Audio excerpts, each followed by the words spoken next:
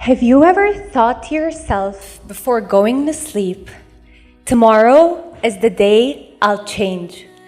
Tomorrow is the day I'll get up early in the morning, have a healthy breakfast, go for a morning jog, breathe fresh air. Tomorrow is the day I want to change to who I really want to be, the best version of myself. Well, change doesn't come easy. You have to incorporate certain habits in your life that'll eventually lead to you becoming the best version of yourself. You'll also have to eliminate certain habits that are hindering your path.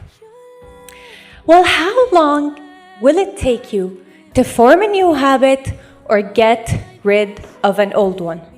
Most people will tell you it takes exactly 21 days for a person to form a habit or get rid of an old one. I remember once in high school, one of my teachers told me it takes exactly 21 days for me to form a new habit.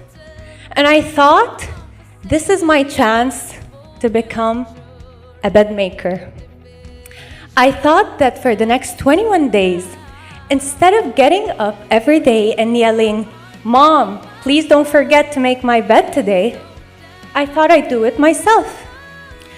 Day by day, early in the morning, 6 a.m., even on days I was running late, I got up every morning and I made my bed.